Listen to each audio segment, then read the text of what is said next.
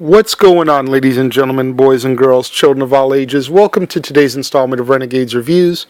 I'm the Renegade J.J. Williams, here to bring you my thoughts on yet another motion picture. Today I'm going to speak to you about my favorite Alan Rickman role of all time.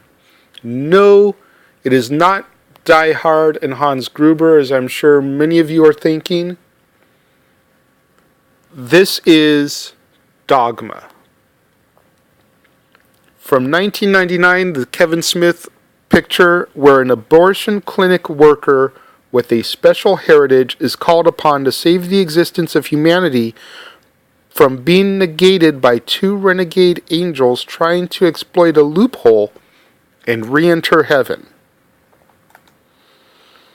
This film stars Matt Damon, Ben Affleck, Linda Fiorentino, Salma Hayek, Jason Lee, Jason Mewes, Kevin Smith, of course, Alan Rickman, Chris Rock, George Carlin, Alanis Morissette, Janine Garofalo, and others from the Kevin Smith family of movies like Jeff Anderson, Brian O'Halloran, Dwight Ewell, Brian Johnson, and Walter Flanagan.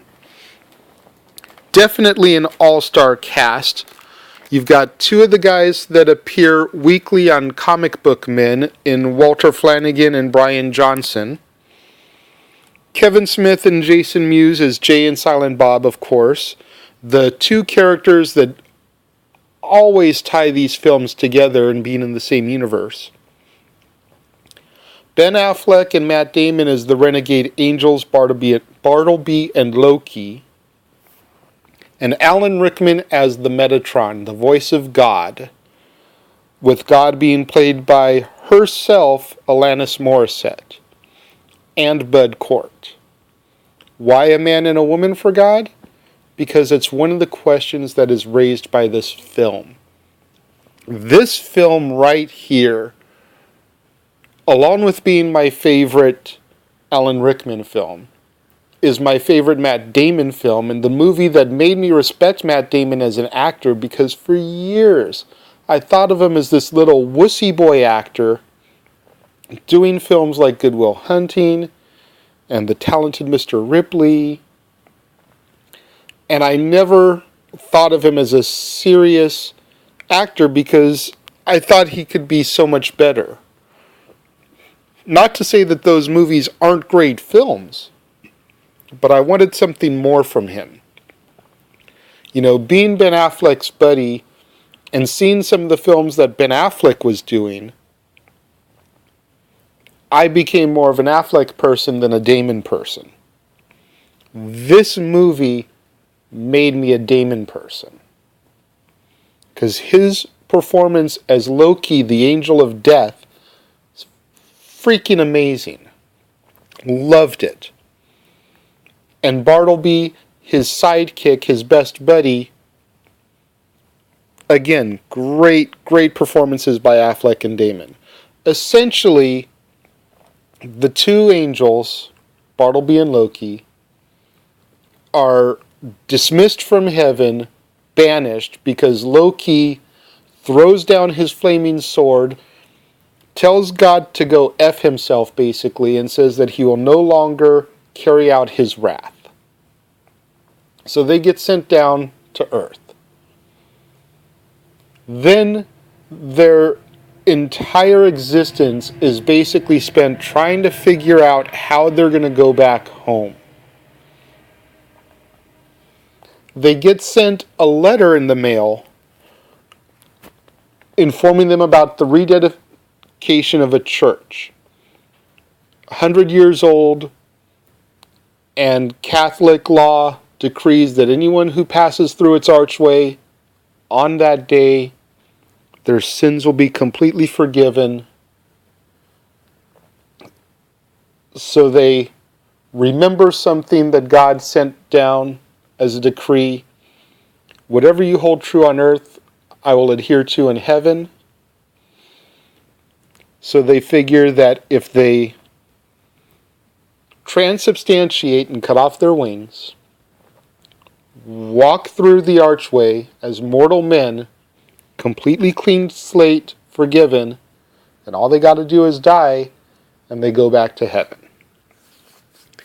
The problem with all this is that by undoing God's decree and coming back home, they negate existence.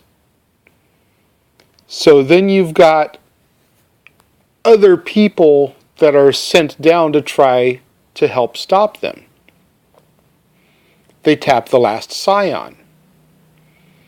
They send down the 13th apostle, Rufus, played by Chris Rock, who was omitted from the text of the Bible because he was black. You get the muse, Serendipity, who can inspire ideas in everybody, but when she decides that she wants to get a body and go out and make her fortune on her own, she's got writer's block. You've got Cardinal Glick, who's leading the campaign of the Catholicism Wow and the rededication of the church, played by George Carlin, which in of itself is irony. If you've ever heard George Carlin talk about religion, to watch him play a cardinal, just throwing that out there. But I honestly feel that in addition to Damon, the best performance in the movie is that of Rickman's. And he's not even in the movie for that long. He appears in the beginning to charge Bethany Sloan, played by Linda Fiorentino, with her quest. He disappears, and he reemerges towards the beginning of the end of the film, like the start of the third act, and reveals some great dialogue to Bethany to help put her back on track. You know, telling her that if he could have taken away the fact that Jesus was going to have to be persecuted and killed at the hands of the people he was going to save, he would have taken all that back from the little boy, who all he wanted to do is play with his friends. Just awesome dialogue and performances. Again, like I said, Dogma is the reason, well, not the reason, but it explains a lot of the reasons why I do not have a strong religious belief, because there are way too many questions.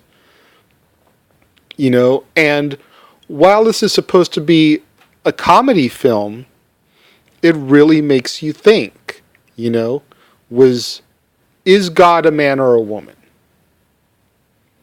Was Jesus black? Where's the missing volumes of text?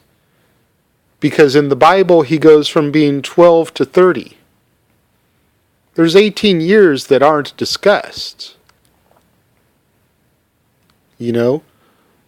Mary gave birth to Jesus without knowing a man's touch. But did Mary and Joseph have other kids? Does Jesus have brothers or sisters?